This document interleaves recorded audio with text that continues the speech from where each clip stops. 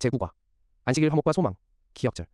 하나님이 죄를 알지도 못하신 이를 우리를 대신하여 죄로 삼으신 것은 우리로 하여금 그 안에서 하나님의 의가 되게 하려 하심이라. 고린도후서 5장 21절. 바울은 골로새서 1장 20절에서 매우 생생하게 강조한 화목의 주제를 계속 이어간다. 우주적 범위의 화목을 묘사했던 바울은 개인적이고 개별적인 차원의 화목으로 이어간다. 예수님은 십자가에서의 죽음을 통해 모든 사람과 만물을 위한 화목을 이루셨다. 특히 죄로 인해 하나님의 생명으로부터 멀어졌던 인간은 이제 믿음을 통해 그분과 화목할 수 있다. 이번 주의 본문은 개인의 화목의 과정을 설명한다. 우주적 영역이 그러했던 것처럼 개인적인 화목 또한 그리스도의 죽음을 통해 이루어진다. 개인적 차원에서 십자가는 수동적인 상징이 아니라 능동적인 현실이 되며 복음을 듣고 영광의 소망이신 그리스도를 영접할 때 하나님의 사랑은 사람을 변화시킨다. 바울은 또한 만세와 만대로부터 감추어졌던 비밀에 대해서도 말한다. 이 비밀은 무엇이며 개인과 우주에 대해 무엇을 말하고 있는가? 이 비밀은 바울이 그토록 열정적으로 선포한 복음과 어떤 관련이 있는가? 결론. 바울은 골로새 성도들이 인간적인 구원의 길을 따를까 염려하여 흔들리지 않고 복음의 소망, 굳게 설 것을 권면했다. 하나님은 구원의 완벽한 계획을 가지고 계시다. 바울은 그의 사역을 창세부터 시작한 더 크고 장기적인 계획의 작은 부분으로 인식했다. 하늘과 땅을 하나 되게 할 비밀이 복음을 통해 밝혀졌고 모든 사람이 복음을 통해 약속을 공유한 한 몸인 교회로 연합하게 되었다. 복음을 전하는 것은 각 사람을 그리스도 안에서 완전한 자로 세우려 함이며 이를 위해 성경을 따라야 한다. 첫째 날. 악한 행실에서 돌이켜 화목하게 하심. 골로새서 1장 21절, 22절을 읽어보라. 멀리 떠나 마음으로 원수가 되었다는 말을 통해 바울은 무엇을 암시하는가? 이를 통해 예상되는 그리스도의 죽음의 최종 결과는 무엇인가? 바울은 언제나 인류를 적어도 그리스도에 의해서 분리된 인류를 어두운 모습으로 제시했다. 그로부터 2000여 년이 지난 오늘날 누가 그러한 견해에 이의를 제기할 수 있겠는가? 누군가 말한 것처럼 신앙이 없어도 모두가 받아들이는 유일한 기독교 교리는 인간의 죄된 본성이다. 죄가 들어온 이후 하나님은 우리가 아무리 악하다 하더라도 우리를 당신과 화해시키기 위해 먼저 나서셨다. 다시 말해 처음부터 하나님은 죄의 문제를 해결하기 위해 일하셨으며 유일한 해결책이 십자가 위에서의 당신 자신의 죽음일지라도 그리하셨다. 에덴에서 하나님은 당신의 창조의 걸작인 아담에게 네가 어디 있느냐 라고 부르셨다. 오늘도 하나님은 잃어버린 한 마리 양 곧 우리를 계속 찾고 계신다. 그분은 우리 한 사람 한 사람을 찾으신다. 하나님은 우리를 구하실 완벽한 계획을 가지고 계시며 우리와 사탄 사이에 저기를 두시고 창세기 3시 15분에서 주셨던 원복음의 약속을 이행하신다. 때때로 복음은 21세기의 삶에서 거의 실질적인 의미를 찾을 수 없을 만큼 너무 복잡하고 이론적으로 변질된 것 같기도 하다. 하지만 복음은 사실 매우 단순하고 명쾌하다. 복음은 세 부분으로 이루어진다. 첫째, 우리가 스스로를 구원할 수 없기 때문에 예수께서 오셔서 우리의 죄를 위해 죽으셨다. 둘째, 믿음과 회개와 침례를 통해 그분의 죽음을 우리의 죽음으로 받아들임으로써 우리는 의롭게 되고 죄의 정죄에서 해방된다. 셋째, 우리가 지금 사는 삶은 그분의 재창조하시는 능력을 경험하고 그분이 우리 안에서 사시게 하는 그리스도와의 연합의 결과이다. 세 단계가 반드시 확연하게 구분되는 것은 아니다. 우리가 예수님을 우리 삶에 받아들일 준비가 된 순간 이 모든 과정이 한 번에 일어날 수도 있다. 그리고 매일 아침 우리 자신을 그분께 드릴 때 날마다 새롭게 경험하기도 한다. 우리 각자가 삶 속에서 그리스도의 구원 사역을 어떻게 경험했든 구원의 기초는 항상 예수님의 죽으심 위에 놓여 있다. 우리는 항상 그곳으로 돌아가야 한다. 묵상. 당신의 성품 그리고 가장 깊은 내면을 바라볼 때 그 모습은 당신에게 십자가의 필요성에 대해서 무엇을 말해줍니까? 적용. 당신이 지금 십자가 앞으로 나가는 것을 막는 것은 어떤 것이 있습니까? 그리스도께서 당신을 위해서 무엇을 하셨는지를 깊이 생각해 보십시오. 교훈. 하나님은 우리를 구하실 완벽한 계획을 가지고 계시며 우리와 사탄 사이에 적이를 두시고 창세기 3시 15분에서 주셨던 원복음의 약속을 이행하신다. 영감의 교훈. 죄인을 높이려 자신을 낮추신 분. 하나님의 아들은 타락한 인류를 들어 올리시려고 자신을 낮추셨다. 이러한 목적을 위하여 하나님의 아들은 당신을 사랑한 99양인 하늘에 있는 무제한 세계들을 떠나 이 세상에 오셔서 우리의 허물을 인하여 찔림을 당하시고 우리의 죄악을 인하여 상함을 받으셨다. 그분은 범사에 당신의 형제들과 같이 되셨다. 그분은 우리와 같은 육신이 되셨다. 그분은 배고픔과 목마름과 피로가 무엇을 의미하는지 아셨다. 사도행적 472페이지. 둘째 날. 만일 너희가 믿음에 거한다면. 골로새서 1장 23절을 읽어보라. 믿음 안에서 털을 잡고 굳건히 서라는 바울의 말의 의미는 무엇이라고 생각하는가? 헬라어에는 4가지 유형의 조건절이 있으며 각각 미묘한 차이가 있다. 골로새서 1장 23절의 시작 부분의 만일은 그 조건이 사실임을 전제로 한다. 즉 바울은 골로새 성도들이 확실히 믿음 안에 거할 것이라는 확신으로 그들을 격려한다. 바울이 이내 언급하듯이 그는 이미 그들의 믿음과 굳건함의 증거를 보았다. 그럼에도 불구하고 그들의 소망은 여전히 그들이 들어선 믿음의 길을 계속해서 걷는 것에 달려있다. 이게 속하다는 개념이 바로 고하다. 에피메노로 번역된 헬라어의 의미이다. 이 단어는 서기관들과 바리새인들이 가늠하다 잡힌 여인을 어떻게 해야 할지에 대해 예수님께 계속해서 답변을 요구했을 때 로데가 베드로의 목소리를 알아듣고 문을 잠근 채 안으로 달려가 다른 사람들에게 알린 후에도 베드로가 계속해서 문을 두드린 때 그리고 바울이 디모데에게 자신이 준 교리적이고 실천적인 가르침에 충실하라고 격려할 때도 사용되었다. 이 구절에서 바울의 권면의 의미는 디모데에게 한 말과 비슷하며 다만 그 대상이 일반적으로 신자들에게 적용된다는 점에서만 차이가 있다. 다음 주 교과에서 보게 되겠지만 바울은 골로새 성도들이 복음이 주는 소망을 굳게 붙잡기보다 인간적인 구원의 길을 따라갈까 염려하였다. 허 위에 굳게 서서라는 표현은 하나님의 말씀에 근거한 믿음과 사랑의 견고한 기초를 놓았음을 의미한다. 여기 굳게서로 번역된 헬라어 헤드레이오스는 움직일 수 없는 구조물을 의미하며 더 나아가 복음의 소망에서 흔들리지 아니하는 그리스도인을 의미한다.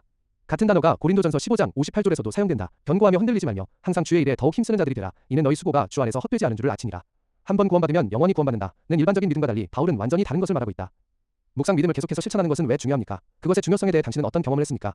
적용 믿음을 계속해서 실천하기 위해 우리의 의식적인 선택이 필요한 이유는 무엇입니까? 그렇게 하지 않으면 어떻게 되겠습니까? 교훈 바울은 골로새 성도들이 복음이 주는 소망을 굳게 붙잡기보다 인간적인 구원의 길을 따라갈까 염려하여 그 소망에서 흔들리지 않고 굳게 설 것을 권면했다. 영감의 교훈. 약속을 굳게 믿으라. 약속하신 분은 하나님이 아닌가? 만일 그것을 얻기 위하여 무엇인가를 지불하였다면 그것을 얻은 후에 그대는 그것을 더욱 소중히 여기게 될 것이다. 만일 그대가 요동한다면 주님께로부터 무엇을 얻을 줄 생각하지 말아야 한다는 명백한 말씀이 그대에게 주어졌다. 피곤해하지 말고 약속을 굳게 믿으라는 경고가 여기 있다. 만일 그대가 간구한다면 그분은 그대에게 후히 주실 것이요 꾸짖지 아니하실 것이다. 교회 증언 2권 131페이지. 셋째 날. 하나님의 영원한 계획. 골로새서 1장 24절 25절을 읽어보라. 바울은 자신이 그리스도를 위해 겪는 고난에 대해 무엇이라고 말하는가? 바울은 로마에서 가택연금 상태로 골로새서를 썼지만 그가 느꼈을 가장 큰 괴로움은 이전처럼 이곳저곳 집집마다 다니며 열심히 일할 수 없다는 사실이었을 것이다. 그리스도께서 미리 경고하셨던 이 고난은 장차 우리에게 나타날 영광과 좋게 비교할 수 없다는 것이다. 이것이 더 큰 그림이다. 바울이 빌립보의 그리스도인들에게 편지했던 것처럼 그는 이제 골로새 성도들에게도 그들의 유익을 위한 자신의 고난을 기뻐한다고 말한다. 바울은 감옥에 갇혔지만 하나님의 말씀은 매이지 아니하였다. 바울이 이렇게 갇혀 있는 동안 빌립보서, 에베소서, 빌레몬서가 기록되었다. 석방 후에는 하나님께서 그에게 영감을 주셔서 중요한 권면들이 담긴 디모데전서와 디도서를 기록하게 하셨다. 그리고 로마 감옥에서의 마지막 투옥 기간 동안 그는 디모데후서를 남겼다. 요컨대 이 마지막 몇 년 동안 바울은 신약 성경의 상당 부분을 기록할 기회를 얻었으며 아마 히브리서도 이 기간에 기록되었을 것이다. 하나님의 영원한 계획은 이 모든 일과 그 너머를 바라본다. 바울이 골로새서 1장 25절에서 사용한 헬라어 단어는 일반적으로 청지기 직분으로 번역되는 오이코노미아이다. 제한된 의미로 사용될 때 이 단어는 하나님의 다스리시는 방법을 가리킨다. 여기에는 바울의 사도직도 포함된다. 그러나 더 넓은 의미에서 그것은 하나님께서 구원의 계획 안에 마련하신 모든 것을 포함한다. 바울과 다른 사도들 심지어 모세를 포함한 구약의 선지자들의 직분은 모두 이 신성한 경륜을 따라 하나님의 말씀을 이루기 위해 마련되었다. 내일 교과에서 이 주제를 더 자세히 살펴보겠지만 여기에서 우리는 바울이 자신의 직분을 창세부터 시행되기 시작한 훨씬 더 크고 장기적인 하나님의 계획의 작은 부분으로 인식했다는 점을 주목하는 것이 도움이 될 것이다. 묵상, 당신의 삶을 생각해 보십시오. 어떻게 하면 당신이 내리는 크고 작은 결정들이 하나님의 더 큰 계획과 부합될 수 있겠습니까? 적용, 어떤 결정이 실제로 사소한 것인지 알 수 있을까요? 그것이 이후 드러날 더 큰 결과를 낳을 수도 있다면 당신의 자세는 어떻게 바뀌어야 하겠습니까? 교훈 바울이 옥중 활동을 포함한 자신의 사역을 창세부터 시행되기 시작한 훨씬 더 크고 장기적인 하나님의 계획의 작은 부분으로 인식했다. 영감의 교훈, 고난받기를 기뻐한 제자들. 그리스도교의 개막을 알리는 활동에는 고난과 쓰라린 슬픔이 따랐다. 제자들은 그들의 사업에서 끊임없이 궁핍과 비방과 박해에 직면했으나 자신의 생명을 귀한 것으로 여기지 아니하고 그리스도를 위해 고난받도록 부르심받은 것을 기뻐하였다. 그들의 노력에 결단성의 부족우유 부단함, 나약한 목적은 찾을 수 없었다. 그들은 기꺼이 자신들을 바쳤고 하나님께서는 전능하신 능력으로 복음이 승리하도록 그들을 통하여 일하셨다. 사도행적 595페이지. 넷째 날. 나타난 하나님의 비밀. 골로새서 1장 26절, 27절을 읽어보라. 바울은 두 번이나 비밀에 대해 언급한다. 어떤 비밀을 말하는 것인가? 바울은 다른 곳에서 하나님의 비밀을 언급하면서 이는 우리의 영광을 위하여 만세전에 미리 정하신 하나님의 영원한 목적이며 구원의 계획을 통해 나타났다고 말한다. 베드로는 이 진리를 선지자들이 예견했고 천사들도 살펴보기를 원하는 것이라고 기록했다. 이 비밀은 창세전부터 미리 계획되었고 영세전부터 감추어졌던 것이다. 그러나 이 비밀은 그리스도의 생애와 죽음 부활을 통해 마침내 나타났다. 하나님의 비밀에 관한 다음 구절들은 구원 계획의 다양한 측면을 어떻게 밝혀주는가? 1. 에베소서 1장 7절에서 10절. 2. 에베소서 3장 3절에서 6절. 궁극적으로 하늘과 땅의 모든 것, 이 그리스도 안에서 완전한 하나로 연합할 것이다. 이것이 요한복음 17장의 그리스도의 기도의 핵심이었다. 이것이 정확히 어떻게 이루어질지는 비밀이었지만 이제 복음을 통해 밝혀진다. 하나님이 왜 하늘의 귀중한 보물인 예수님을 우리의 구원을 위해 내어주실 만큼 우리를 그토록 사랑하시는지는 우리가 영원토록 연구할 주제이다. 그러나 우리는 이것을 안다. 그리스도께서 모든 사람을 대신하여 죽으심은 살아있는 자들로 하여금 다시는 그들 자신을 위하여 살지 않고 오직 그들을 대신하여 죽었다가 다시 살아나신 이를 위하여 살게 하려 함이라. 그 결과 그리스도를 믿는 모든 사람 유대인과 이방인 모두 복음을 통해 하나님의 약속을 동일하게 공유하며 한 몸인 교회로 연합하게 되었다. 너희 안에 계신 그리스도인은 믿음으로 그리스도께서 우리 마음 안에 거하시는 것을 의미한다. 그리스도의 이러한 영적 연합은 믿는 자들이 지금도 함께 하늘에 앉아 내세의 능력을 맛보게 한다. 그리스도께서는 우리 삶에 임재하심으로써 이미 우리를 하늘과 연합시키기 시작하셨다. 믿는 자들의 마음 가운데 역사하는 복음이 바로 빛 가운데 있는 성도의 유업의 몫을 받기에 합당한 자격을 주신다. 묵상. 우리에게 주어진 그리스도의 비밀이 오래전부터 사람들과 천사들도 살펴보기를 원하는 주제였음을 생각해 보십시오. 적용. 천사들도 살펴보기 원하는 놀라운 그리스도의 비밀을 당신은 어떻게 세상에 나타낼 수 있겠습니까? 하늘과 땅을 연합하게 할 비밀이 복음을 통해 밝혀졌다. 그 결과 믿는 모든 사람이 복음을 통해 하나님의 약속을 공유한 한 몸인 교회로 연합하게 되었다. 영감의 교훈. 하나님이 원하시는 일꾼.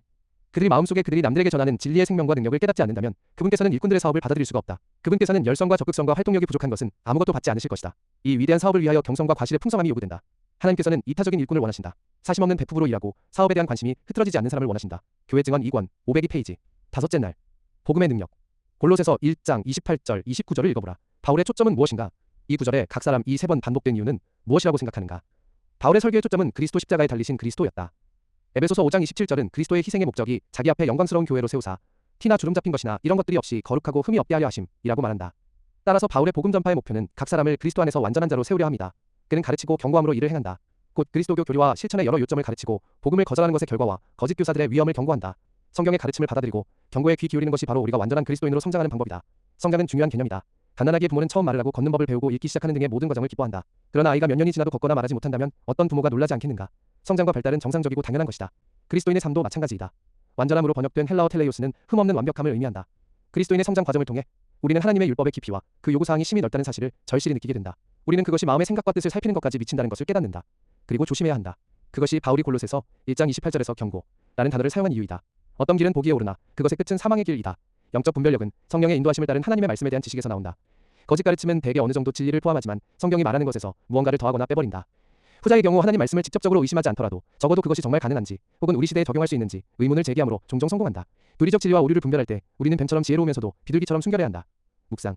그리스도 안에서 완전 골 1시 28분 하다는 것은 무엇을 의미한다고 생각하십니까? 적용. 예수께서 십자가에서 우리를 위해 이루신 일을 이해하는 것이 그리스도 안에서 완전하라는 의미를 이해하는 데 어떻게 도움이 됩니까? 교훈. 바울의 복음 전파의 목표는 각 사람을 그리스도 안에서 완전한 자로 세우려 함이며 이를 위해 성경의 가르침을 받고 경고에 귀 기울여야 한다. 영감의 교훈. 신인의 협력으로 이루어짐. 하나님과 회개한 죄인 사이에 협력이 있어야 한다.